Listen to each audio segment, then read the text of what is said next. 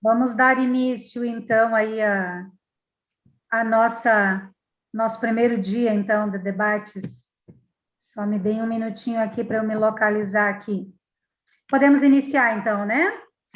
Então, aí, boa noite para todas, todos e todes. Eu sou Cleide Oliveira, feminista da Batucada Feminista de Blumenau, diretora da pasta de combate à discriminação do Sintraceb. Sou uma mulher branca, de cabelos alaranjados, fazendo aí uma transição para o grisalho, já com as raízes bem branquinhas. Tenho 52 anos.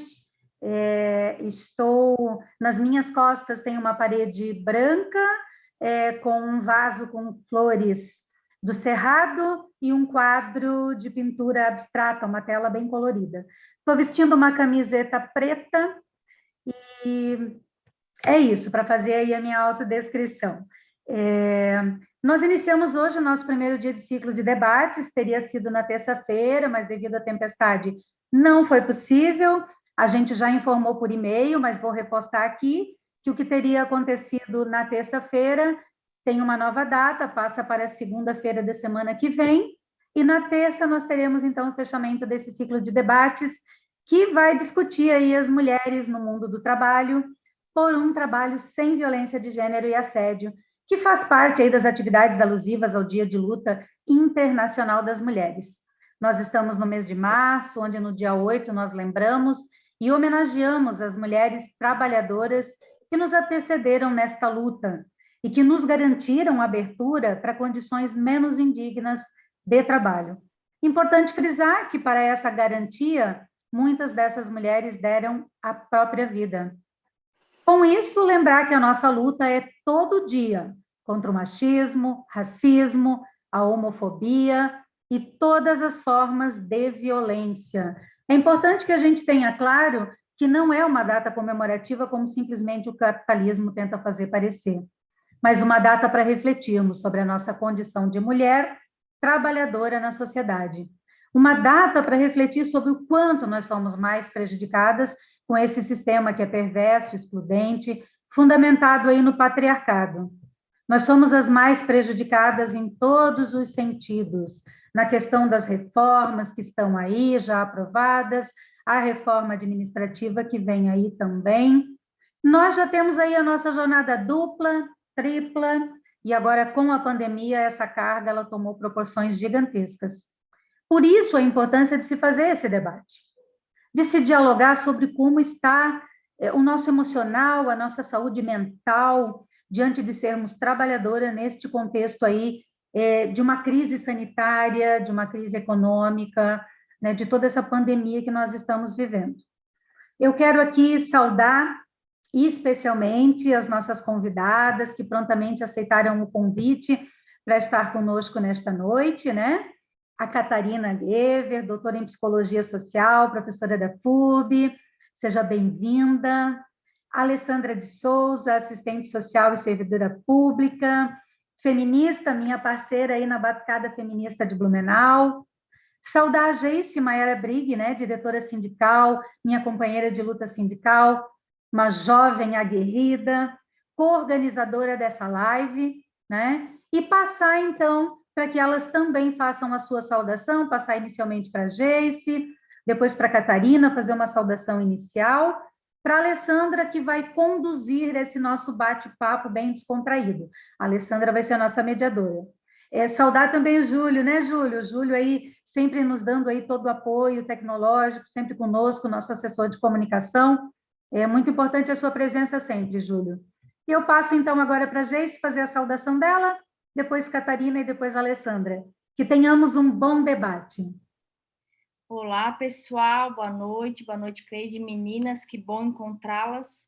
A gente era para ter se encontrado segunda-feira, mas tivemos problemas naturais, de ordens naturais, que nós não conseguimos. Lembrando que o encontro da semana, da terça, perdão, ele vai acontecer na segunda. Então, fico feliz, a gente preparou, eu e a Cleide, a gente pensou, né, junto com o Sintraceb, esse momento de conversa, vendo a necessidade de discutir as relações de trabalho com foco em gênero, então a gente organizou esses 3 momentos. A gente tem aí pautas que estão sendo discutidas a nível local, estadual, nacional e de forma internacional. Para quem não sabe, está acontecendo na ONU a SW65 na semana passada e nessa, em que a gente também está participando, eu estou participando como delegada, então a gente está tendo a oportunidade de discutir as pautas relacionadas à questão de gênero na ONU, né, e tentando entrar com um acordo com todos os países para que ratifiquem algumas das convenções da OIT, principalmente uma das convenções que estão aí em foco na discussão, que ela é uma prioridade para o movimento sindical, é a questão da Convenção 190, né, que a gente vai tratar ainda no próximo módulo. Então, a gente está articulando isso a nível internacional, então estamos trazendo vamos trazer um pouquinho dessas demandas para vocês. Lá na ONU, nós temos encontrado resistência por parte de alguns países membros, em que são muito conservadores, não querem avançar nas pautas de gênero, né, não entendem como importante essas discussões dessas convenções que garantam minimamente às mulheres trabalhadoras um mundo livre de violência e do assédio. Então, na semana que vem, no nosso próximo encontro, já vou poder trazer mais informações do que saiu acordado aí nessa reunião, né, nessa SW65, um momento importante, um instrumento importante, né, e a luta ela se faz em todos os meios, no nosso dia a dia, nas nossas vidas, né, particulares, nos nossos locais de trabalho, nas organizações sociais, sindicais, e a gente precisa ocupar esses espaços e levar aí os debates e as pautas que nos são de extrema importância. Né? Infelizmente, a pandemia tem trazido um aumento muito significativo da violência relacionada às mulheres, não só nas mulheres, também temos a questão de raça LGBT também, que está pegando, né? A pandemia, ela evidenciou, infelizmente, um lado muito obscuro, né, da nossa sociedade, que trata ainda a mulher como um objeto. Tentei falar a outra palavra, fugiu, não vou tentar passar vergonha aqui ao vivo, mas a gente tem as mulheres, né? Toda a vida a gente está sendo objeto, né?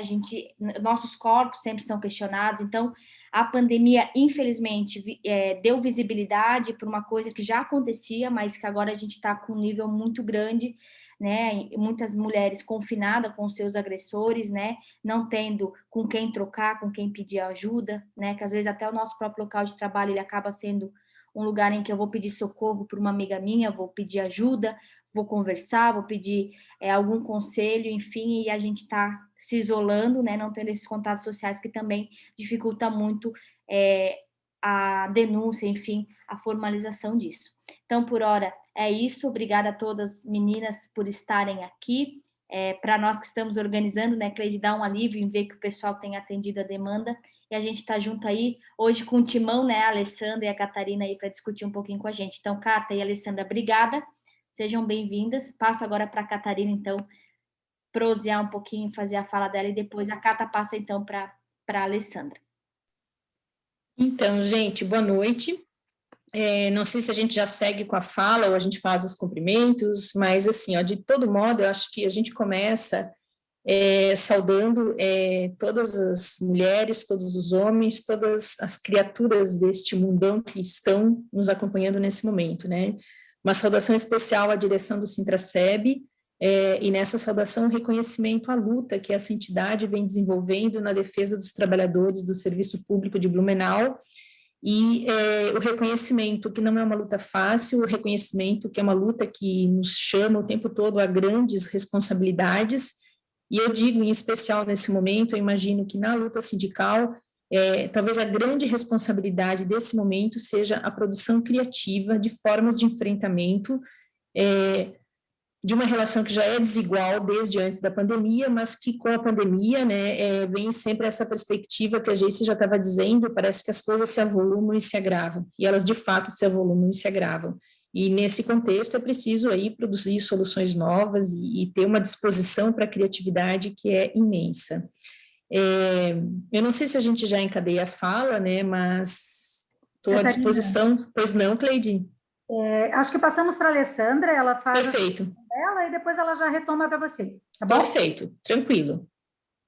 Obrigada, Cleide, obrigada, Catarina, Geise, a todos que estão acompanhando aqui, né, essa discussão. É uma discussão que é bem cara para mim, né, falar sobre saúde mental, porque a minha prática profissional já é de muitos anos, e venho acompanhando aí o que né, todo o processo da política de saúde mental e do fortalecimento, e agora, né, caminhando também para um desmonte e uma desarticulação de várias ações aí na saúde mental. Então, é bem cara para mim essa discussão, né? Eu digo que eu sou uma feminista em construção, porque ainda tem muita coisa ainda para ser desconstruída dentro de mim para realmente ser e me considerar uma feminista, mas estou em busca, né? Vamos lá.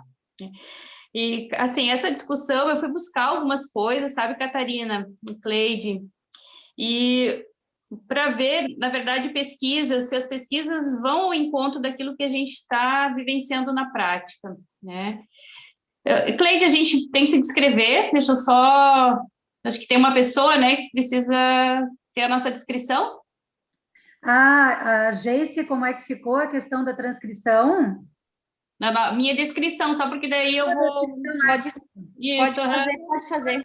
Eu acho que é Tá. importante a gente estar fazendo, né? Eu estou Tá. tentando exercitar. Às vezes a gente esquece, mas como a proposta é incluir a todes, que também é uma categoria que a gente está começando a usar, né? O todes, que já vem amplamente sendo discutida e que ela acaba ampliando a acolhida não só para o gênero feminino e masculino, eu acho que a gente vai, como tu falou, a gente está em construção, enquanto seres humanos, enquanto feministas. Legal fazer, sim, a tua audiodescrição. Certo. Então, eu sou morena, né, de pele mais morena, mais escura, tenho cabelos curtos, médios, acima da orelha, são castanhos, eu estou de óculos, com um aro rosa, estou vestindo um vestido de alcinha, e ao meu fundo tem um quadro com umas baianas carregando flores, né? Então, essa é a minha descrição. E aí, voltando ao assunto, fui buscar, né, se as pesquisas que estão sendo feitas sobre essa área, se elas vão ao encontro da realidade. E o que eu consegui buscar, assim, que de repente a gente pode estar começando a discutir em cima disso, que fatores de risco para complicações e piora de quadros de saúde mental, hoje, para as mulheres, né, nessa época de Covid, que é ser adulta jovem, residir em regiões de elevados índices de casos de mortalidade de Covid, possuir antecedentes de ansiedade e depressão, fazer uso de medicamentos, atividade física e lazer reduzidos ou ausentes e encontrar-se desempregada. Nós estamos vivenciando na rotina do trabalho que as pessoas, as mulheres e homens também, que já tinham algum quadro anterior de ansiedade, de depressão, e que conseguia, muitas vezes, dar conta, né, fazendo a sua rotina, esses quadros têm piorado, né? Alguns que não faziam uso de medicamentos estão fazendo, então é uma coisa que tem sido, né, a gente tem vivenciado na prática. Eu não sei se essa percepção também da Catarina, depois ela pode estar colocando para a gente. E aí, a pandemia, a gente tem verificado que ela tem deixado esse grupo mais vulnerável, com falta de perspectiva e incerteza em relação ao futuro, né? O que tem causado mais desconforto, angústia, ansiedade e também o desamparo, porque as questões sociais, elas têm pegado muito também nesse momento, né? A incerteza em relação até a você ter alguma coisa na mesa da sua família daqui uma semana, duas, então também tem sido um fator complicador. E aí a gente vai discutir um pouquinho sobre isso, eu acho, e conversar o que fazer, né, diante desse quadro. Eu hoje, quando você começou a falar, Cleide, eu lembrei que eu sentei no carro hoje, quando eu estava chegando no meu trabalho, e pensei, força da peruca que o capitalismo venceu, gente. Não adianta, a gente tem que seguir em frente. Mas depois eu indo para o trabalho, eu pensei, calma, também, né? Acho que a gente tem que criar algumas resistências até para poder lidar com essas coisas, né? Porque a sobrecarga, ela é geral, ela não são só das trabalhadoras do setor privado, elas são do setor público, e essa sobrecarga vem para todas nós. Então é isso, vamos fazer o debate, construir aí alternativas e possibilidades em cima disso que a gente tem. Aí passo para a Catarina, dar continuidade aí à fala e a gente vai conversando. Então, vamos lá. Essa questão da audiodescrição, eu nunca pratiquei isso, me sinto até esquisita, porque eu não sei o que eu vou descrever. Eu estou de óculos redondo, que eu sou branca, mas eu estou queimada de sol. Estou usando o cabelo preso porque simplesmente não deu tempo de lavar, né? Então vem todo o condicionamento, o condicionante do meu ser mulher que tem que trabalhar nessa época, e trabalhar em casa implica trabalhar o tempo todo, não é trabalhar naquele horário, é o tempo todo tu estás trabalhando. Essa é uma das dimensões que nós vamos analisar. Estou com uma blusa levinha porque o dia hoje é muito quente, branca, com uns rajadinhos preto. Não é zebrado, mas lembra uma zebra, mais ou menos. E uma parede branca que eventualmente vai aparecer um relógio aqui atrás, porque é onde tem um relógio redondo, cor de madeira, e eu vou praticar, eu vou procurar quem me ensine a fazer essas descrições, porque eu não sou muito boa nisso.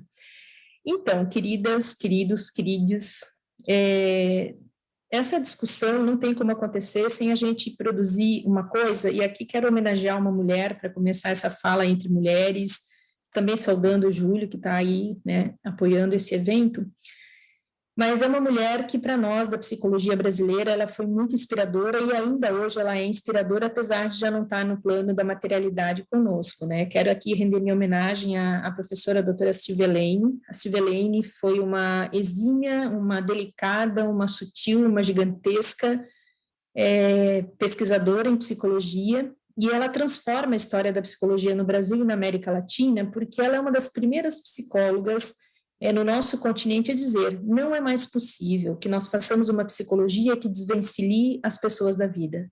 Nós não podemos ter teorias sobre o ser humano que se desconectem da materialidade, das condições materiais da produção da existência.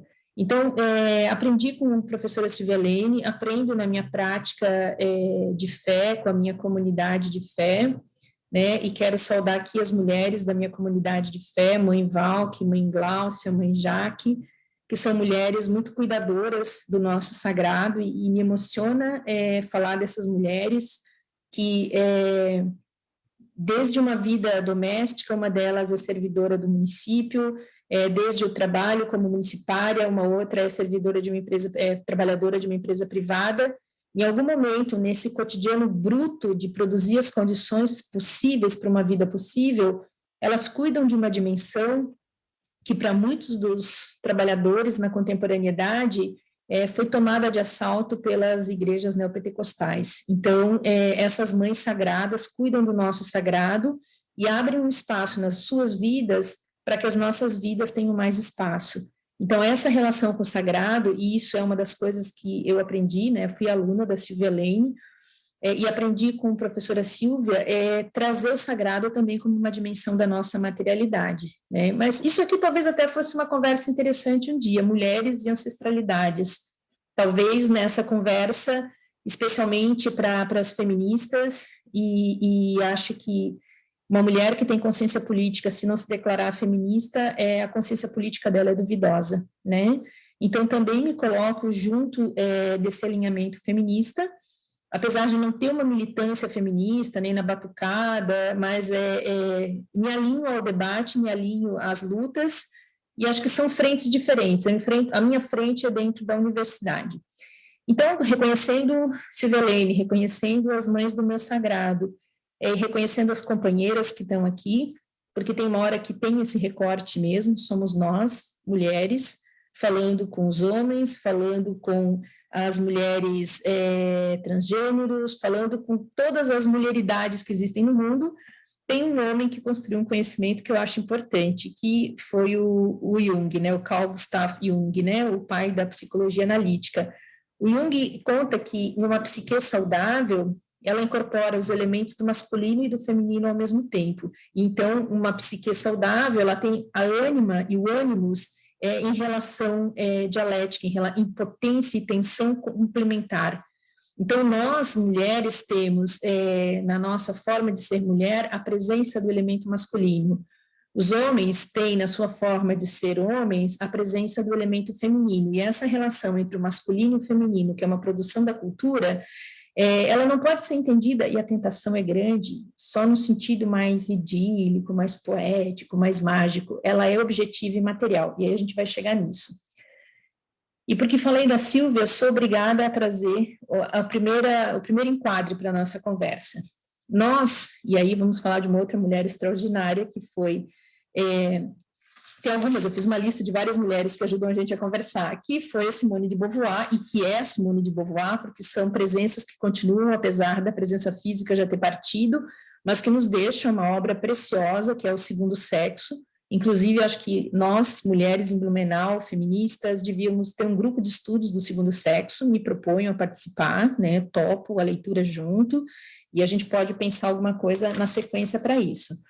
Mas a Simone tem uma frase de camiseta, uma frase de tatuagem, que é: não se nasce mulher, se torna mulher. Nós nos tornamos mulheres num processo complexo de relações, num contexto de uma sociedade que ora mais, ora menos, é potente na exploração direta dos trabalhadores, sempre foi potente na exploração das mulheres, né? Porque ela, ao construir sobre o feminino uma dimensão cultural do ser mulher, ela restringe a nossa capacidade, a nossa potência, a nossa competência para fazer a vida ser algo muito mais interessante. Então, aqui vem uma primeira marcação geral. Nós todas nascemos fêmeas. Algumas de nós não nascem fêmeas, e inclusive se tornam fêmeas pela pactuação, pelo que se diz orientação de gênero. Eu tenho algumas amigas assim que no começo eu tinha um estranhamento, as minhas amigas trans, e que hoje eu olho para o meu estranhamento com estranhamento, e eu digo, gente, mas eu nunca consegui mais imaginar que ali uma vez existiu algo que não fosse uma mulher, porque mesmo que o corpo ainda fosse o corpo com as marcas do masculino, ali já existia uma mulher. Então, a mulher se transforma, inclusive, para além da própria corporeidade da marcação genital que ela nasce, né? Então, aqui vem um primeiro, e acho que necessário, me desculpe, eu vou tentar ser bem rapidinha e didática, mas assim, ó, basicamente, o nosso ciclo, e a gente pode ir até a pré-história, mas acho que é muito longe, a gente não tem tempo, vamos pegar da modernidade para cá. Nós passamos por 3, e estamos na última dessas 3 fases do desenvolvimento da sociedade capitalista, né? Nós estamos ali no século XVIII, século XIX, ali até inícios do século XX, num período do capitalismo industrial, em que tudo que se produz num lugar fixo, com um tempo marcado, e um tempo marcado de muitas horas, de 12, 14, 16 horas diárias de jornada, e onde homens e mulheres vão realizar essa jornada e vão acompanhados das suas crianças. Então, o capitalismo nascente, o capitalismo industrial, ele precisa que a força dos seres humanos que trabalham, homens, mulheres e crianças, estejam o tempo todo à disposição desse lugar que é a fábrica.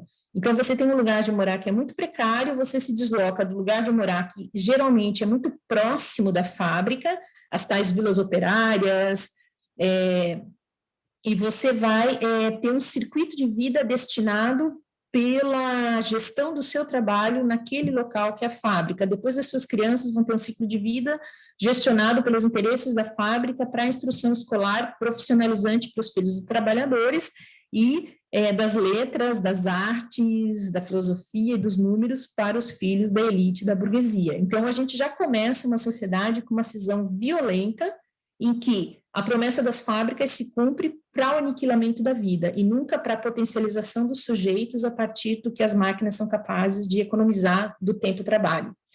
Depois a gente entra no século XX, a gente vai transitando desse modelo de um capitalismo industrial, e aí mais em meados do século XX, para um modelo que tem a ver com o capitalismo que ele passa a ser transnacional. Então, nós começamos a ter uma política de dominância no mundo e uma percepção de que se eu posso expandir a minha produção para países em que os meus custos são custos menores, o que vai acontecer nesse processo?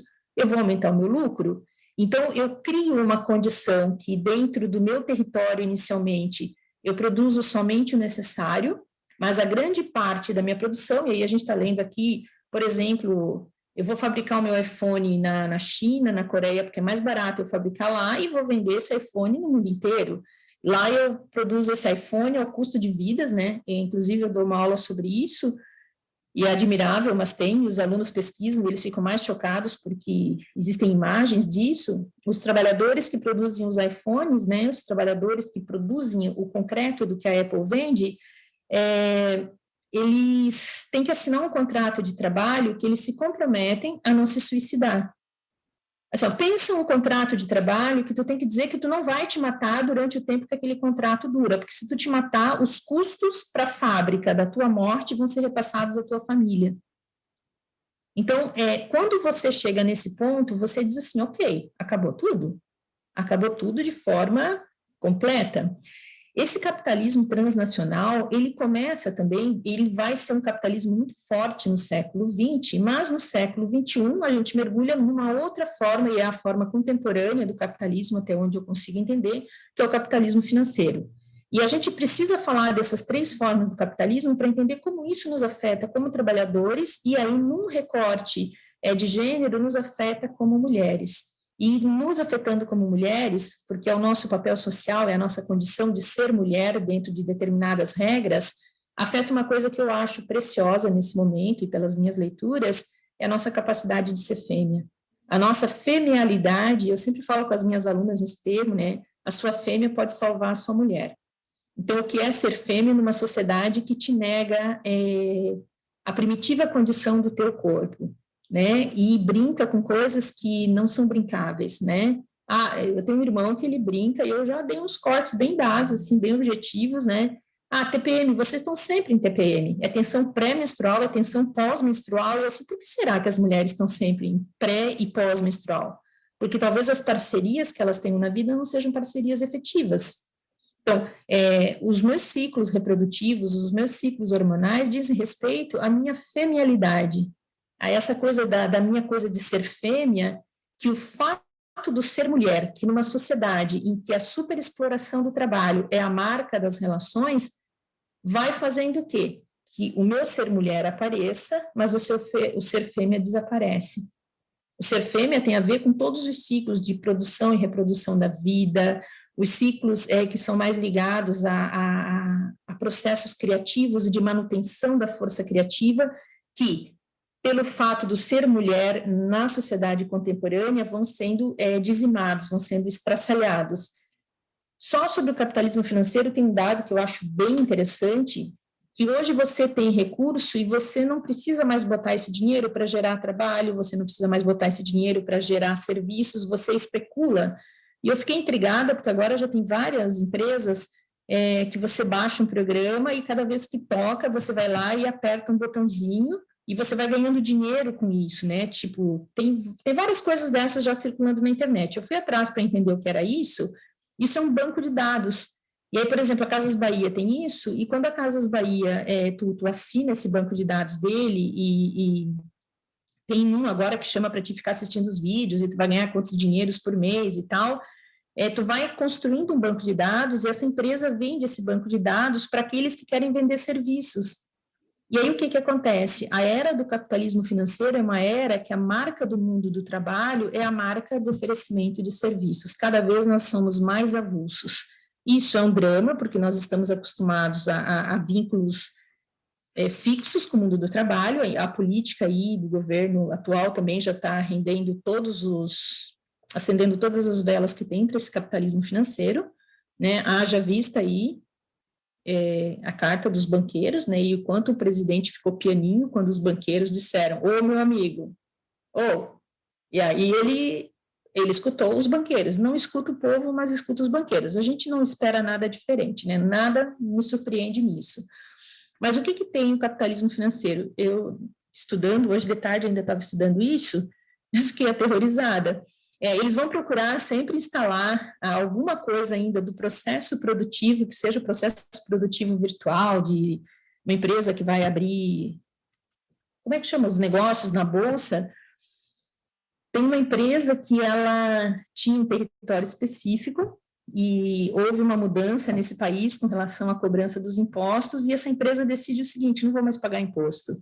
Ela compra um navio e instala a empresa dentro desse navio, e esse navio permanece em alto mar. Então, os trabalhadores ficam 15, 20 dias no navio, saem, voltam para a terra, como se fosse uma plataforma de petróleo. Como não tem legislação sobre o que tu fazes no trabalho no espaço do mar, essa empresa deixou de pagar os custos operacionais dentro daquele país. O que isso tem a ver com a nossa discussão? Essa é a condição concreta e objetiva do mundo do trabalho contemporâneo, cada vez mais virtual, com vínculos empregatícios cada vez mais frágeis, e isso vem como na panela de água quente em cima de uma criança na beira de um fogão. Tu mete a mão e quando vê, tu estás destruída pelo fluxo desse processo. O que eu penso que nós temos como problemas contemporâneos nesse cenário de um capitalismo financeiro, de uma diminuição dos vínculos materiais com a vida, né? Blumenau é um exemplo absurdo. Eu estou há 25 anos em Blumenau. Quando eu cheguei em Blumenau, eu comecei a observar a queda da indústria têxtil, né? A quebra da Malvi, a Kremer entrando como uma SA, todas aquelas empresas que as pessoas, ainda que eram um processo de produção da hiperexploração do capitalismo, ainda existia uma relação de continuação entre o meu local de trabalho e o meu local de subjetivação da vida, né, onde eu vou me tornando e vou tendo consciência de quem eu vou me tornando. O que acontece quando essas empresas se tornam SA? Né? Acontece um esfacelamento das relações do trabalhador com o seu local de trabalho. Inclusive, eu avalio que a própria luta dos trabalhadores têxteis é uma luta que veio sendo fragilizada ao longo do tempo, isso valeria até uma pesquisa, pelo tipo de configuração que as empresas que antes eram limitadas passaram à condição de sociedade anônima e os seus gestores vêm todos de fora, e pouquíssimas essas empresas ainda têm na relação com a cultura local. Tem ganhos e tem perdas enormes. Sobre isso tudo, pensando esse cenário sobre os dispositivos da cultura sobre o feminino, que é uma das coisas que eu acho que na pandemia está acontecendo muito. O feminino, ele não tem mais, no cenário da pandemia, desse capitalismo financeiro, o nosso feminino, o feminino desse tempo histórico que nós vivemos, ele está, como é que eu posso dizer, assim, vamos calçar uma rua, certo? E chega uma caçamba de brita, e o feminino estava passeando ali desatento na rua, e o que acontece? Quando a caçamba de brita abre, toda a brita cai e soterra o feminino. Então, o feminino, essa força, e o feminino aqui, eu não estou fazendo uma relação com aquela coisa da princesinha, não é isso, o feminino é essa força da fêmea. A fêmea, e aí tem esse livro que eu tenho sempre lido e recomendo, que é Mulheres que Correm com Lobos. Existe uma coisa selvagem em nós, existe um instinto para a vida, existe um instinto para a proteção, um instinto para o cuidado, no sentido não de, porque eu tenho que cuidar, eu vou lavar toda a louça do domingo, e os fofos e fofes, às vezes, todo mundo no sofá, todo mundo dormindo e relaxando, e as fofas na cozinha, né? Então, esse feminino e o dispositivo da cultura, ele constrange, ele contrai e constrange a fêmea que nós temos, uma condição primitiva de ser. Bem rapidinho sobre essa fêmea, quando eu fiz o ensino médio, eu fiz o curso técnico de enfermagem, né? Eu sou técnica de enfermagem, se me der uma agulha eu saio vacinando, vamos lá.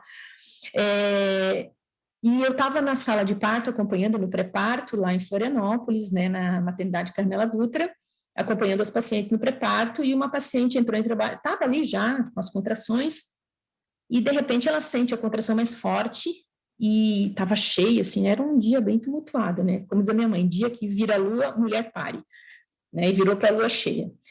Aí o que acontece? Essa moça, uma mulher de talvez 20 e poucos anos, dói, segurando muito forte em mim, ela pega e faz o seguinte, ela dá um pulo da cama, eu levo um susto, eu era uma estudante, eu tinha 18 anos, 17, sei lá, ela pula da cama, ela se agacha, como quem vai fazer xixi de cócoras, e ela se agarra na cama e começa a fazer a força, e vem uma enfermeira, tu não pode parir teu filho no chão. Aí ela só fez assim, cala a boca, meu filho vai nascer, e aí ela faz uma força, eu tenho tempo de me abaixar, a outra enfermeira vem do lado com um pano, e aí consegue fazer o apoio na criança, e a criança vem à vida. Essa é a fêmea. É a fêmea que a cultura diz, não, você não vai parir agachada, você vai parir deitada numa cama, com a sua vulva projetada para o teto, e você vai fazer uma força como se você fosse soltar um balão numa criança, né? Então, essa fêmea, ela é negada a partir dos dispositivos da biopolítica na cultura que diz como eu tenho que parir. Quando eu sei, o meu corpo me conta o que ele tem que fazer. Mas quando esse corpo, continuadamente na cultura, vem sendo aniquilado na sua expressão, o que acontece? aniquilou a expressão da fêmea, porque a cultura é uma cultura do macho, é uma cultura do patriarcado, quando tu aniquila a expressão da fêmea, tu tem um macho que adoece. Né? Quando essa fêmea, ela não pode realizar os ciclos que o corpo dela chama para realizar, e o que nós podemos fazer com uma jornada de trabalho que começa às 5:30 da manhã, porque geralmente é isso que acontece nas periferias da cidade, nas classes média, baixa, inclusive nas classes média alta, né, ali, por exemplo, eu acho que eu sou classe média alta, eu sou professora na universidade, tenho um salário interessante, menor do que eu gostaria de ganhar e que eu acho que eu mereceria, mas é um salário na média dos trabalhadores superior.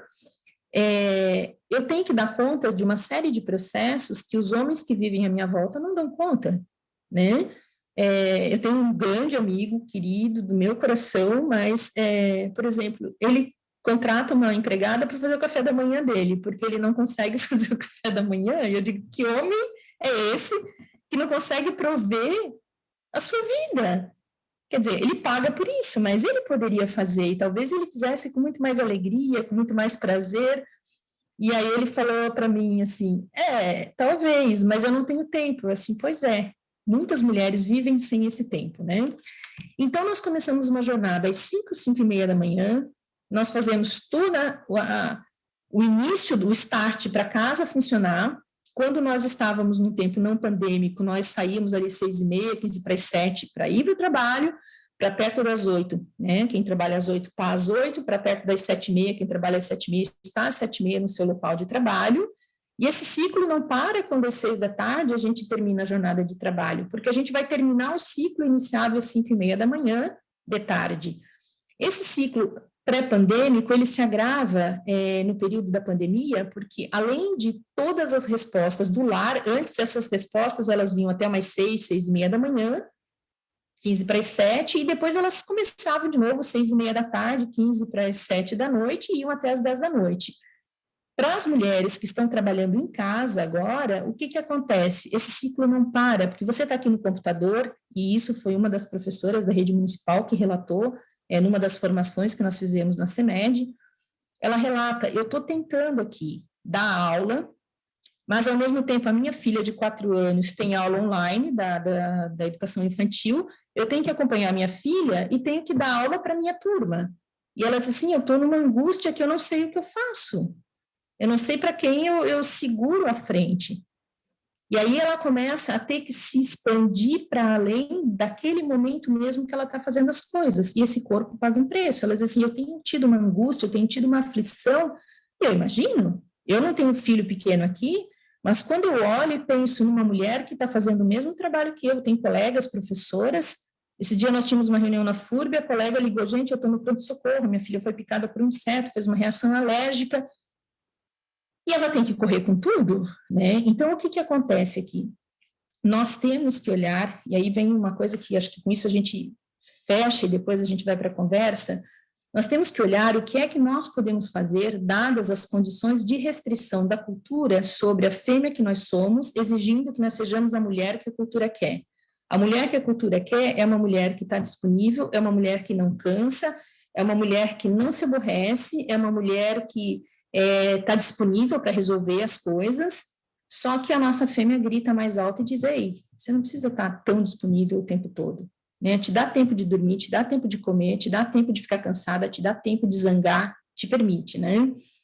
E aí eu penso que uma saída estratégica, que é uma forma de enfrentamento, e tenho insistido com isso, nós temos que resgatar os laços da nossa experiência comunitária. Nós temos que resgatar o nosso laço de pertencimento ao clã, né? Nesse livro, Mulheres que Correm com os Lobos, tem uma parte lindíssima que chama o clã das cicatrizes.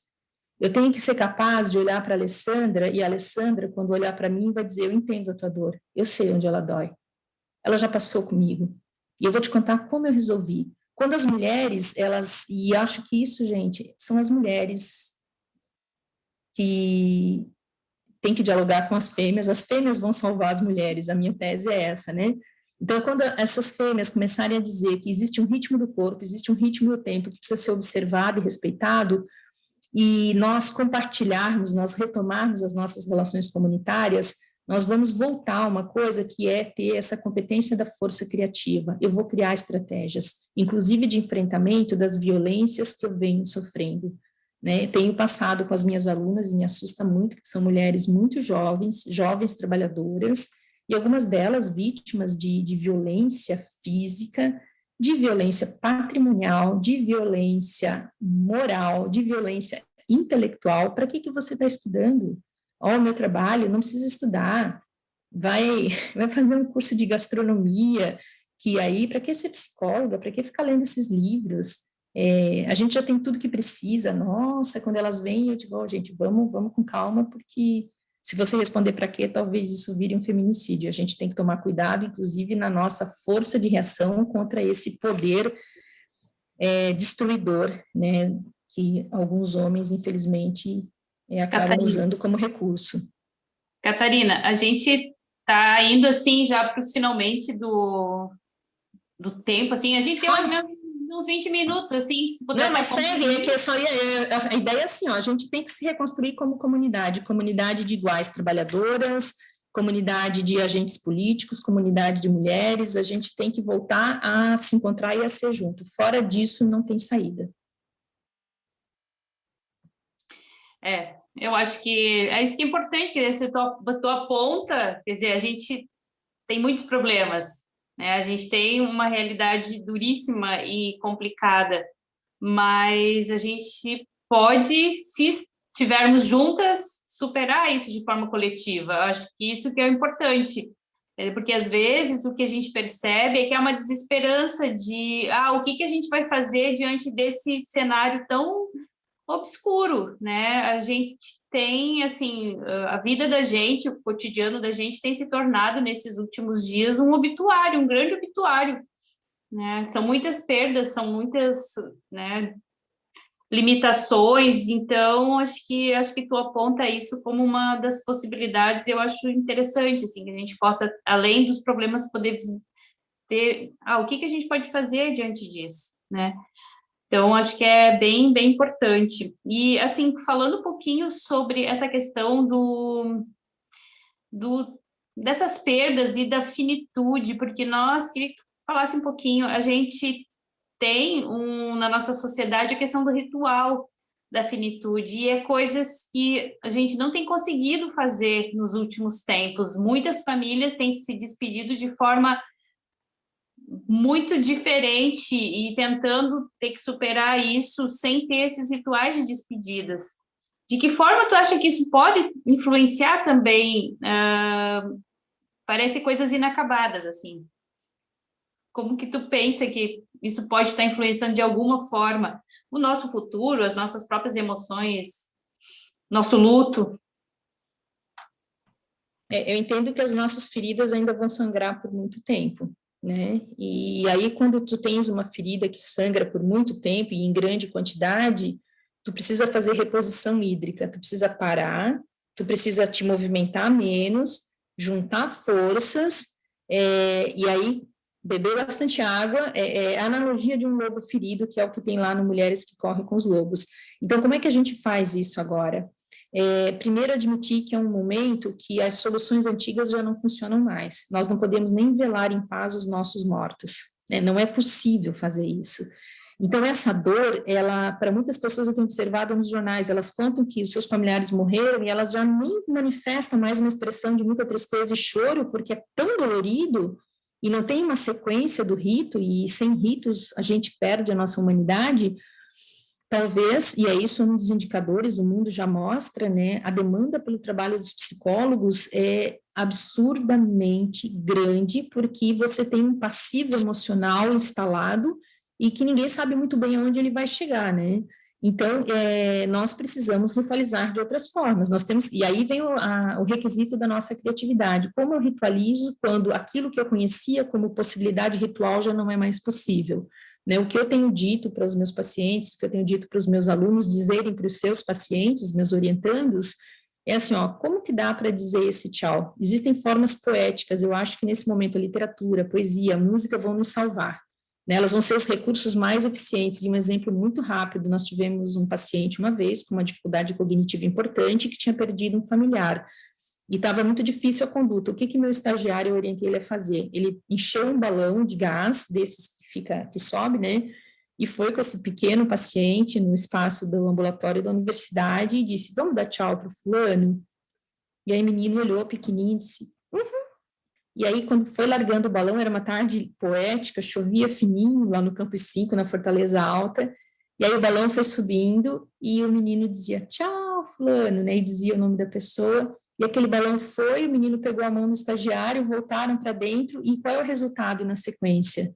Diminuiu a agressividade, diminuiu o comportamento autodestrutivo, porque esse momento do ritual que tu fala, Alessandra, ele se eleva à condição do simbólico, é a nossa condição humana, né? Então, a nossa força é assim, ó, resistir, inclusive no campo simbólico, resistir sem medo de trazer a fera que nos habita, quando essa fera for bastante útil para resolver os impasses, né?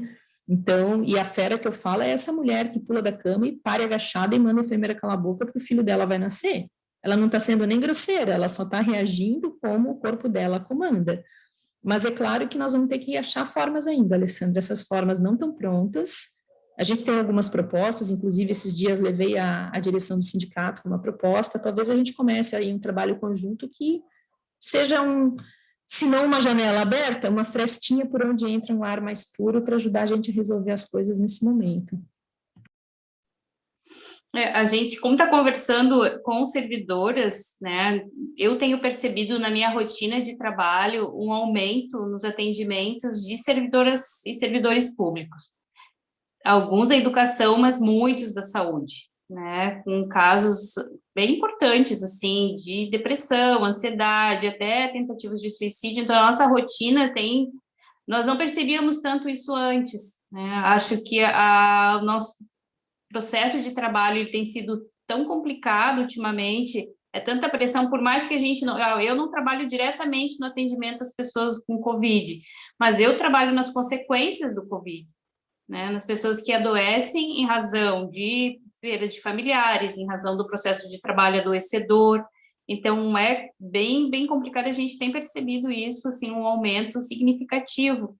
E o que eu percebo também é que a retaguarda de atendimento e de cuidado que nós estamos tendo é muito pouca para dar conta, né, de nos restabelecer, de nos dar conta de a gente está trabalhando com isso, a gente pode ficar doente, mas nós vamos nos restabelecer. Então, acho que isso também tem sido um dificultador, assim, no cotidiano do trabalho, e muitas das coisas que nós fazíamos, como você fala, a arte vai nos salvar, nesse momento nós trabalhamos com muito pouco recurso, porque as possibilidades de arte e de, né, socialização e de falar sobre, elas são muito limitadas. Então, os recursos, inclusive, que nós estamos tendo para poder lidar com esse momento, nós, profissionais que trabalhamos na área de saúde mental, também tem sido muito complicado, porque a gente tem tentado algumas coisas individualmente, mas no foco do nosso trabalho sempre foi o trabalho em grupo, sempre foi a ação coletiva, foi o cuidado coletivo. Então, isso tem sido um dificultador para a gente poder dar conta e ter recurso para lidar com esse momento também. Então... Sabe, Alessandra, uma coisa que acontece, eu avalio assim, ó, a gente está muito agarrado em como a gente fazia. Sim. E aí a gente fica muito nessa saudade do como nós sabíamos fazer, e nós precisamos aprender a... Eu fico pensando muito nas mulheres, depois da Segunda Grande Guerra, como é que elas reconstruíram a vida, né? Porque o mundo delas, né, em alguns países, deixou de existir completamente, inclusive, né, as mulheres judias nos campos de concentração que perderam tudo mesmo, né? E há um caminho, porque elas persistiram, elas resistiram de alguma forma, então talvez olhar o caminho das que vieram antes de nós seja uma indicação. Uma outra indicação, e eu vi um projeto na Alemanha, achei genial, eles estão fazendo isso com máscaras, mas nós, mulheres, poderíamos fazer com as nossas questões, é uma coisa chamada marcas de percurso, é uma expressão mais ou menos como essa, marcas de percurso. Então, em algumas calçadas em Hamburgo, tem grandes máscaras pintadas nas calçadas, para você lembrar que você tem que usar a máscara, né? É um jeito que a prefeitura de Hamburgo resolveu. Mas eu fico pensando, e se nós, mulheres feministas, tivéssemos caminhos, né, nos postes, nas calçadas, que nós tivéssemos algumas intervenções que mesmo uma mulher passando individualmente nesses territórios, ela pudesse coletar ali algo que desse um fôlego e ela conseguisse caminhar um pouco mais. São estratégias de sobrevivência nesse momento, não tem nada de muito revolucionário a não ser sobreviver. Num contexto adverso de 3.000 mortes por dia, sobreviver já é bem revolucionário. Mas eu tenho a impressão que nós temos que puxar esses termos criativos e implementá-los da forma mais absurda. É absurdo parir de 4 no chão? É absurdo, mas é aqui que eu vou parir. Então, o absurdo vai nos trazer de volta a essa potência criativa. E aí nós podemos fazer percursos feministas dentro da cidade, nós podemos fazer percursos de direitos da mulher, nos territórios onde existem equipamentos de defesa, né, no território do CRAS, território da Delegacia da Mulher, eu posso ter marcadores ali que sinalizem que uma ação diferente é possível, não mais como antes, porque o antes já acabou. Tudo agora tem que ser novo. Então, a gente tem que se inspirar no que a gente tinha segurança, mas a gente tem que apostar no novo como possibilidade. Uhum. Então vamos buscar, né? Vamos buscar. Eu tenho, acho que tem 3 pessoas, né, Cleide, inscritas para perguntas, só para... Não, na verdade, não sei se a Geice viu alguma inscrição, na verdade a gente abre nesse momento para que 3 pessoas que queiram fazer o seu comentário, que queiram contribuir, queiram fazer algum questionamento, elas podem estar se inscrevendo no chat nesse momento para ter a fala, né, ter a palavra. Inclusive, eu quero me inscrever. Manda bala, vai lá, então. Então, de repente, eu vou falando enquanto as pessoas se inscrevem, né? Então, assim, são algumas coisas que vão nos pegando no dia a dia, como diretora sindical que tem aí uma bandeira que é a questão da erradicação do assédio moral, das violências do mundo do trabalho, a gente acaba focando muito nessa questão e a gente percebe todas as dores vivenciadas neste momento, são essas perdas, são essas partidas, é esse ciclo que não se fecha porque nós não temos o simbolismo da despedida que nos dói, que nos maltrata. Eu já positivei no começo de janeiro e ainda tenho sequelas da Covid, e muitas pessoas não estão sabendo disso, né? Hoje já tem uma ampla divulgação do pós-Covid, mas ainda não está claro para todas as mulheres, né? Principalmente para as que não têm acesso à informação fora dessa mídia tradicional imperialista, né? E uma das dores muito grande é a emocional.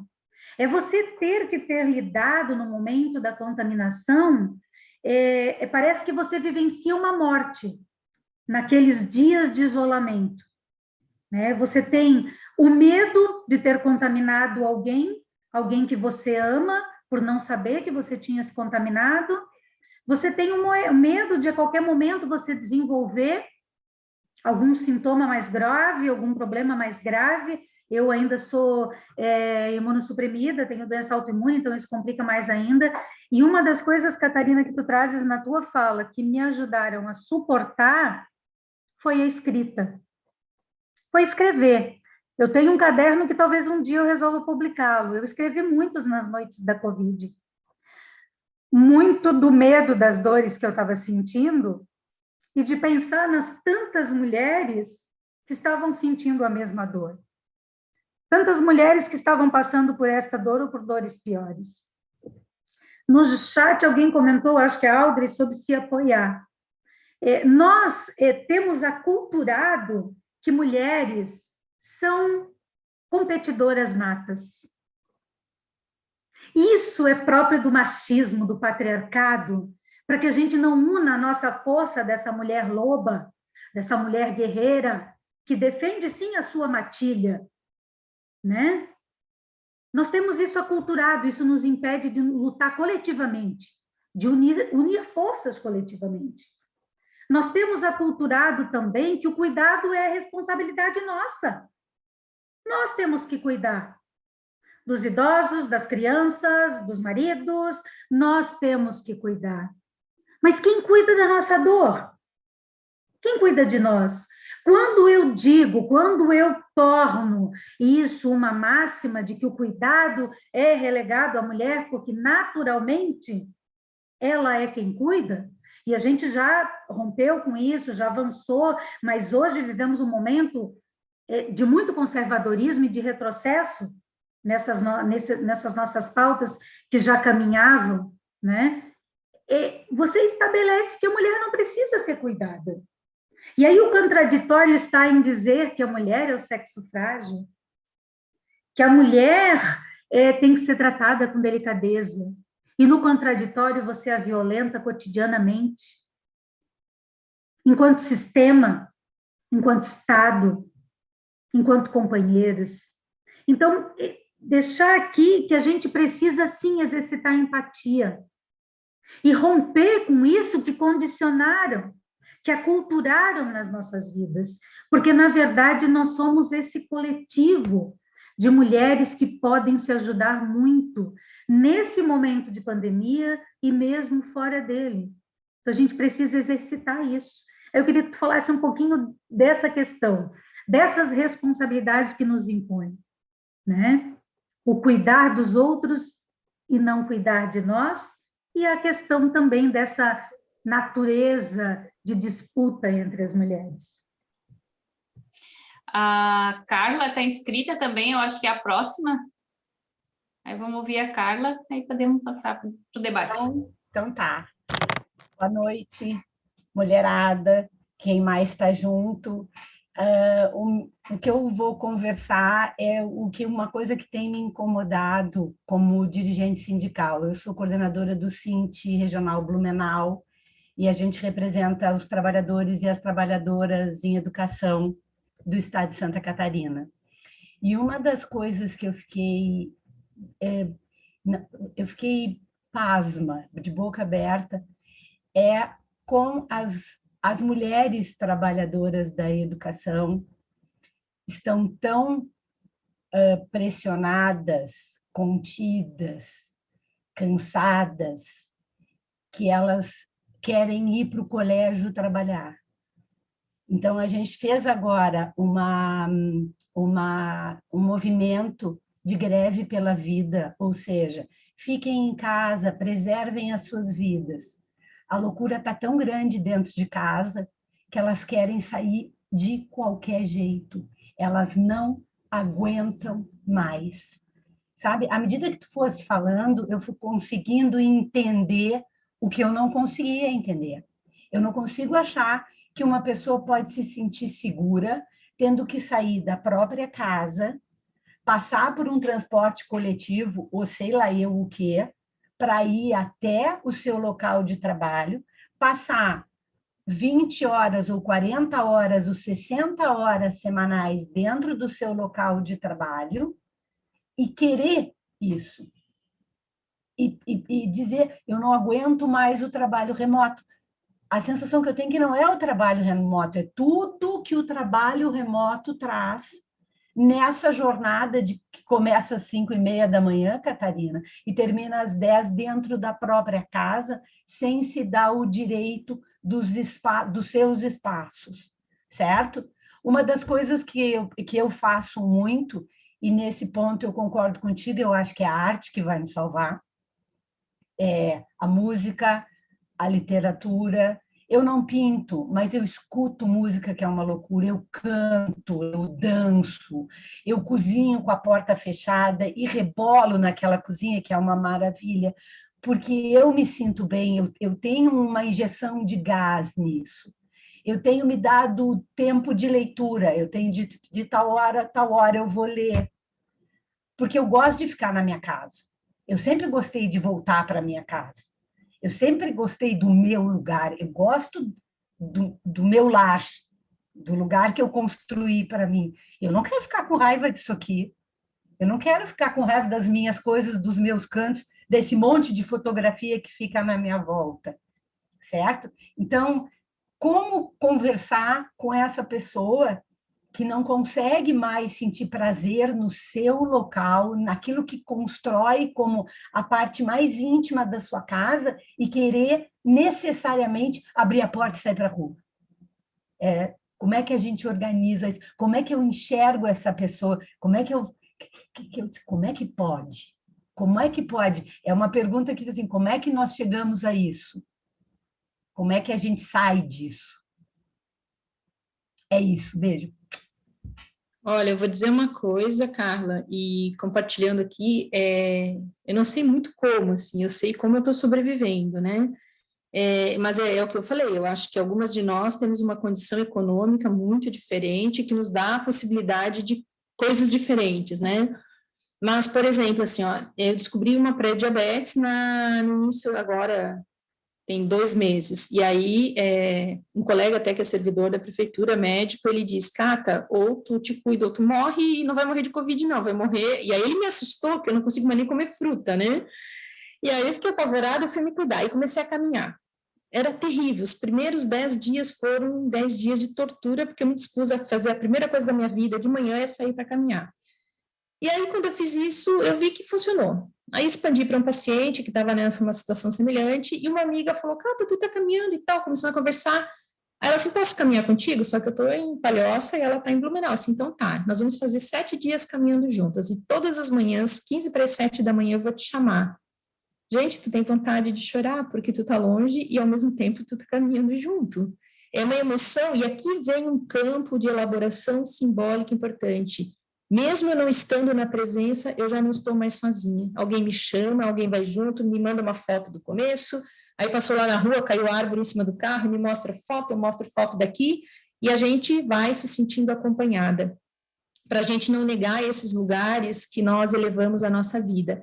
Agora, muitas mulheres não têm essa possibilidade, essa interface, então nós vamos ter que criar essa interface. É isso que eu falei, grupo de estudos, mas talvez nesse momento não seja o segundo sexo a nossa pauta, apesar desse livro ser fabuloso e toda feminista precisar dele como um livro de referência, talvez a nossa pauta seja, talvez, Mulheres que Correm com os Lobos, porque eles nos ajudam a reorganizar o campo simbólico, porque é um livro das contadoras, é um livro de uma competência que, desculpem, assim, é a competência da fêmea. Se eu parir uma vida, eu garro essa vida agarra em mim e se nutre do meu próprio corpo, existe o tempo da amamentação, que eu acho que é uma das coisas mais lindas que existe dentro de um ser com o outro.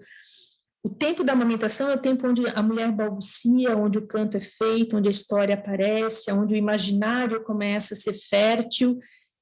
E essas condições, elas saem da amamentação e podem ir para as outras coisas da nossa vida. Então, talvez agora seja o momento de nós exacerbarmos as nossas ousadias criativas e talvez formar grupos, assim, ó, um centro de educação infantil aqui em Blumenau me pediu assim, ó, vamos fazer o grupo de estudos do Mulheres que Correm com os Lobos? Talvez a gente precise fazer isso, talvez a gente possa abrir uma formação para trabalhar com esse livro. A gente já fez lá na Zuma uma vez, com um grupo de mulheres lá na escola, lá na Velha, né? Foi um trabalho bem legal, junto com o Instituto Federal Catarinense, com a Jamile, com a Terezinha também.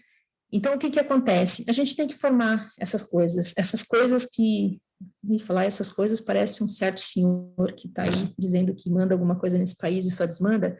Nós temos que formar essas novas estratégias que nos permitam reestruturação dos nossos campos simbólicos como um lugar de resistência. Eu penso que a leitura desse livro num grupo de mulheres, mesmo online, pode ser muito poderosa. O compartilhamento de experiências pode ser poderoso. Formar um grupo de mulheres que sabem fazer mediação para a potência que esse livro traz, para que nós possamos resistir a esse período mais forte dessa crise que nós ainda vamos ter que gestionar, eu acho que é um caminho. É o caminho da escrita, é o caminho da dança, é o caminho da ousadia, é o caminho de quem tem coragem de enfrentar a vida no aqui e agora, nem para frente, nem para trás. É aqui que a gente resolve o passado e é aqui que a gente projeta um futuro mais interessante, né? Claro que quando eu estou dizendo essas estratégias, eu estou me colocando na fogueira. Eu vou junto se alguém mais quiser vir junto. Eu queria falar um pouquinho sobre o que a Carla comentou, que eu ouvi isso também de professoras, né, que preferem estar na escola do que trabalhar remoto, mesmo com toda a situação que a gente está vivendo. E eu fiquei pensando que, na verdade, eu acho que as pessoas que trabalham em casa, as mulheres principalmente, querem também ter o seu lugar para voltar, né? De trabalhar e ter onde voltar, porque eu acho que quando eu disse desde no começo que o capitalismo venceu, eu imagino, eu não trabalhei remoto, trabalhei direto todo esse tempo, mas eu imagino o que seja o meu trabalho invadindo né, o meu lugar sagrado, que é a minha casa. Eu acho que isso deve ser muito complicado. Então, acho que essa situação de querer sair é também muito... Eu penso, se fosse avaliar por mim, avaliaria dessa forma. E na rotina que a gente trabalha, as relações pessoais que antes não eram de conflito, elas começaram a ser, né, de discussões, do filho que deixa o copo em cima da mesa, do marido que deixa o sapato jogado. Então, essas coisas, numa rotina normal, acho que passaria batido, mas estando em casa todos os dias, a gente tem percebido que isso tem acentuado muitos conflitos. E aí, realmente, o clima fica muito complicado. Às vezes é melhor sair mesmo para ir trabalhar, mesmo enfrentando todos esses desafios aí, enfrentando vírus e ônibus e tal. Então, eu acho que só fazendo uma reflexão um pouco, se fosse me colocando no lugar, na verdade, né? A Geice está inscrita? Estou. Vai lá. Então, queria trazer aqui uma contribuição, porque, assim, o que a Catarina a gente conversou, Catarina, outro dia estava falando sobre a vacina, né, Catarina? E como, tanto na tua fala quanto na minha conta, aparece muito essa questão de gênero, a questão de mulher. E eu trago isso para falar o seguinte: o importante que é, né, no momento em que a gente ocupa os espaços, o quão importante é a gente colocar a nossa fala, né? A gente ocupar e trazer a nossa fala, não reproduzir falas, né, dos homens, enfim. Às vezes eles até, né, pode ter um entendimento, eles podem até ter o mesmo entendimento que a gente, mas ninguém é melhor que nós para falar, né? Então, as mulheres ainda têm muito disso. Então, uma coisa que eu sempre trago, assim, também sou da fala da Alessandra, me considero uma feminista em construção, eu mesma mais que a Alessandra, né? A Alessandra já tem muito mais militância que eu acabo aprendendo muito com essa mulherada do Sintraceb, mas a questão da pandemia, ela evidenciou muito com essa questão do teletrabalho, as mulheres em casa, que a Catarina trouxe um pouquinho na fala dela, ela evidenciou muito a necessidade de uma discussão social com uma perspectiva de gênero. Por quê? Porque a nossa construção social hoje, a questão do cuidado, ela está muito para as mulheres, né? O trabalho não remunerado, ele acaba se aplicando muito nas mulheres. A gente precisa discutir, então, no meu entendimento, né? A gente precisa discutir, aproveitar a pandemia, a visibilidade que ela deu, infelizmente, para alguns temas, e discutir o tipo de sociedade que a gente está vivendo, o tipo de sociedade que a gente quer vivenciar enquanto mulheres. E eu entendo que ela vai passar muito pelo fato de que é necessário que a gente discuta a construção social que a gente quer. A gente precisa reconstruir, redefinir, a gente precisa dar um outro sentido para as funções de trabalho, para as funções de cuidado, que hoje essa divisão sexual do trabalho, ela acaba trazendo muito isso, né? Então, a gente precisa discutir, a pandemia evidenciou muito isso, né? E a gente, nos nossos espaços de fala, precisa colocar isso na mesa, porque a gente fala muito, com muito cuidado sobre isso, né? Não é todo mundo que está falando, né? Isso de, eu estou em casa, estou cuidando do meu filho, estou tendo que trabalhar de forma remota. A divisão do trabalho, ela fica toda para mulheres. Então, eu entendo que a gente tem que tentar extrair desse momento ruim que a gente está vivendo, algo de positivo que a gente possa trabalhar, sabe? Tentar uma psicologia, eu não sou psicóloga, Catarina, mas tentar uma psicologia ao inverso, sabe? Utilizar algo ruim para a gente mudar a engrenagem. Acho que a gente precisa fazer essa mudança de engrenagem. E já vou finalizando a minha fala e dizendo que o quão importante, para quem está aqui acompanhando, que fique com essa pulguinha atrás da orelha. Falem, ocupem os espaços de fala, sabe? Muitas vezes nós fomos inviabilizadas, né? Por muitas vezes nós não tínhamos o direito de fala. Então, por favor, mulherada, usem esse direito de fala, que não é um direito só nosso, né, de todo mundo, mas usem esse espaço de fala e vamos construir, vamos pontuar, vamos dizer, olha, isso não está dando certo, isso não está funcionando, isso tem que ser diferente. Porque se a gente achar que algum homem querido, maravilhoso, vai dizer, eu acho que a Geice está fazendo coisas que eu poderia executar, isso não vai acontecer. Então, fica aí uma cutucada também para que a gente utilize os nossos espaços e que a gente não nos inviabilizamos, já que a sociedade, todo momento, está tentando nos inviabilizar. Hoje tem um texto, eu acho que ele é maravilhoso também, a gente pode ler, e ele é fundamental nesse momento, de um homem maravilhoso, né, porque tem homens maravilhosos também, é de um filósofo gaúcho chamado Hernani Maria Fiore, que é o prefácio à Pedagogia do Oprimido, do Paulo Freire. E o nome desse texto é Aprender a Dizer a Sua Palavra. Ele é um texto fundamental.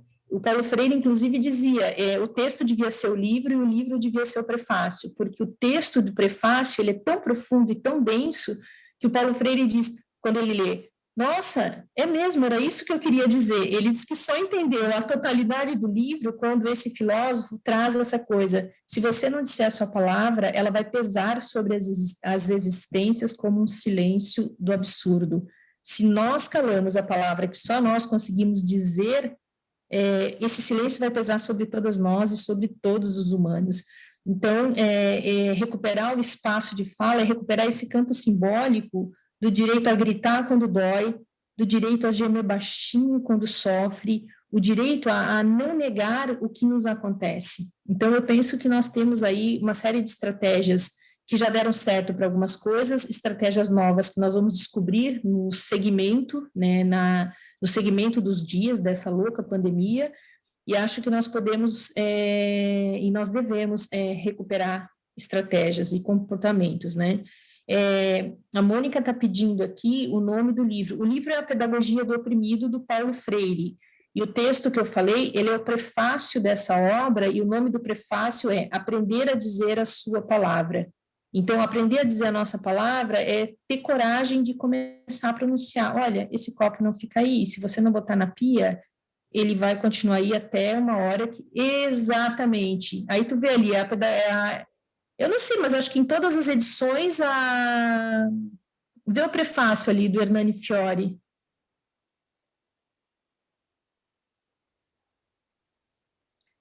O nome do autor do prefácio é Hernani Maria Fiore, Aprender a Dizer a Sua Palavra. É um texto fabuloso, vale ler, vale compartilhar, vale criar TikTok, vale... A gente tem que usar as tecnologias também. Talvez nós mulheres tenhamos que usar essas tecnologias e fazer aquelas coisinhas que as minhas alunas fazem o tempo todo, eu acho uma graça. E talvez isso seja o recurso para esse momento. Até o dia que a gente vai se encontrar para a grande celebração da vida, vai se abraçar, vai se chorar, vai se dançar, e a gente vai voltar a um campo que já é conhecido, né?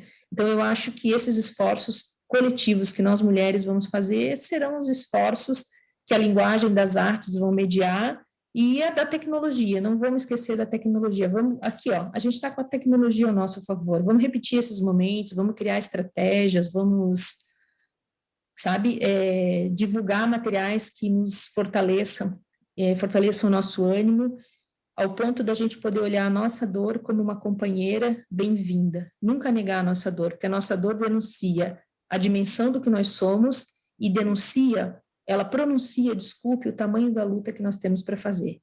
Então, quando a gente diz daquilo que acontece com a gente, ninguém mais nos controla, nem o nosso medo.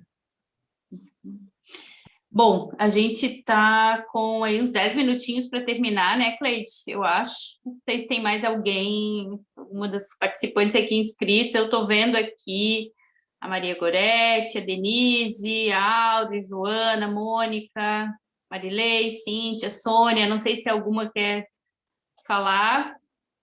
Então, a gente vai estar indo para as considerações finais, e aí poder estar nos despedindo. Acho que é um momento muito potente, que eu acredito que pode ser o pontapé inicial aí de dar continuidade a vários outros momentos. A Alda disse que já falou bastante. Né, eu acho que para poder dar continuidade, porque eu acredito também que a tecnologia ela pode nos auxiliar muito. Eu não sei se depois que isso tudo passar eu vou querer sair de casa para ir numa reunião. Eu acho que não, porque eu participo de reunião, às vezes lavando louça, então, assim, aquelas coisas que a gente é multitarefas. Acho que isso também é um pouco de exploração que eu trago para dentro da minha casa, porque eu participo da reunião lavando louça, limpando a casa, e já participei, inclusive, tomando banho. Então, a gente pode... Não sei se eu vou querer sair de novo para a reunião. Então, acho que a gente tem que aproveitar, acho que coisas que vão ficar, né, daqui para frente. Acho que isso é uma tecnologia, uma das coisas que que vão ficar. Então, eu não sei, acho que é para a gente poder dar continuidade, poder conversar depois um pouco mais e poder propor outros momentos também como esse. Eu acho que eu sempre digo que essa coisa da dor, do sofrimento mental, acho que a pessoa ela tem que aceitar e buscar, né? Que está sofrendo, aceitar, porque muitas vezes, eu vou falar até por mim, a gente se sente fraco, né, por sofrer mentalmente, como se aquela dor, eu teria que ser forte o suficiente para não estar passando por isso, né? E não é, acho que é uma coisa que pode acometer a qualquer um de nós em qualquer momento, e a gente poder aceitar e buscar ajuda, e buscar conversar, e buscar, né, se apoiar. Eu acho que é por aí também que a gente consegue tentar superar também esse momento, né? Aí eu deixo a palavra a Catarina, Cleide, para finalizar. Eu vou finalizar dizendo para vocês que isso pode ser um pouco polêmico. Eu acho que a gente é um ser do cuidado, tá? Eu me sinto uma fêmea que cuida, uma fêmea que lambe, uma fêmea que cura as feridas, e me dói muito que a gente seja retirada desse papel de boas cuidadoras. Eu acho que é próprio da fêmea cuidar, porque enquanto o macho dispersa os gametas pelo planeta, nós damos conta de manter o que o gameta resulta, né, num filhote da espécie, mas eu só entendo que existe um lugar para o cuidado, que é o próprio cuidado. E como alguém que produz cuidado vai produzir um cuidado qualificado se não for cuidada? Então, o nosso feminino, ele tem a dimensão do cuidado, mas não um cuidado numa relação assimétrica. Nós somos cuidadoras que precisam ser cuidadas, e, inclusive, nós temos que fazer um trabalho de transformação da cultura para que essa competência de cuidados se reverta a uma consciência de quem nós somos e por que nós cuidamos, né? E se reverta a uma ação política de se negar a receber menos do que tudo isso que a gente dá na forma de cuidado. E muito rapidamente, eu estava, né, quando a gente estava ao vivo lá no Jornal do Almoço, uma vez chegou uma pergunta, a gente falava de puerpério, uma moça reclamando, uma mulher que estava assistindo, mandou a questão, o pessoal da TV botou no painel. E a moça dizia assim, eu tenho um bebê, X meses e tal, e aí está sendo muito cansativa, primeiro filho, meu marido chega em casa, eu peço ajuda, e ele diz que está muito cansado, porque ele chegou do trabalho. Aí a gente está lá, eu, Adriana Kraus, virada para a tela, aí eu viro para responder a pergunta, né? Quando eu viro, os meus alunos estavam assistindo, um deles falou, Cata, eu achei que tu ia meter os pés pelas mãos e ia mandar o cara se catar. Porque ele me conhece, eu estava tão furiosa com aquele marido que não podia ajudá-la porque ele estava cansado. Aí eu falei, então, cansado por cansado, todos estão cansados. Mas do cansaço da tua mulher existe o risco da vida do teu filho. Então, em que pese você estar cansado, você vai ter que suspender o seu cansaço e apoiar a sua esposa. E você vai ter que exigir do seu marido que ele suspenda o cansaço dele e te apoie, porque senão o que está em risco é a vida do filho de vocês. O que é? É dizer a sua palavra, é dizer, estou cansada, preciso de ajuda, chega, e se autorizar a ser um ser que pode ser ajudado. Você não tem que dar conta de tudo o tempo todo. Ainda que a gente tenha muita competência para dar conta de muitas coisas por muito tempo, a gente tem que se convencer como mulheres que a gente não precisa fazer isso de maneira a esgotar a nossa própria capacidade de viver e de reconhecer o que faz a gente estar viva e feliz. Então, é um compromisso que nos coloca como mulheres, como militantes, como trabalhadoras, de fazer pontes para aquelas mulheres que ainda não descobriram isso. Eu estou aí, contem comigo para essa empreitada. E obrigada pelo convite e pela confiança. Legal. Cleide? Então, que debate gostoso, que quantas informações, quantas trocas, né? Realmente é disso que a gente precisa para se alimentar e para se fortalecer. Agradecer em nome do Sintraceb, a Catarina, por ter essa disponibilidade de estar conosco, nos fazendo refletir, né? Porque essa é a proposta do ciclo de debates, que a gente possa refletir sobre o ser mulher nesta sociedade, né? E aproveitar também para convidar para que a gente possa estar participando aí na segunda-feira do que teria sido o nosso primeiro encontro, mas que passou para o segundo, onde a gente vai falar um pouco, né, do feminismo, da luta feminista e de como trazer isso para dentro do sindicalismo, né? Então, também vai ser um debate bem legal, bem importante, nessa nossa construção de ser mulher, de ser feminista, né? Acho bem legal isso de a gente refletir, porque muitas mulheres são feministas, mas nem sabem que são, mas têm atitudes feministas de empatia, de sororidade, de olhar para a outra e conseguir se colocar no lugar dela, de luta coletiva, de defesa coletiva, né? Então, é importante isso. E finalizamos aí na terça-feira com o nosso último dia de ciclo de debates. Agradecer imensamente a Alessandra, minha companheira, minha amiga, né, por ter feito a mediação desse encontro, a Geice, minha parceira no Sintraceb, essa jovem aguerrida, cheia de luta, que nos ensina muito também todo dia, porque nós não só aprendemos, nós também ensinamos nessa troca, nessa mediação que é a vida. E que é linda, apesar da pandemia, apesar do governo genocida, né? Desculpa aí, fora Bolsonaro, né? Fora toda essa corja que só nos tira direitos.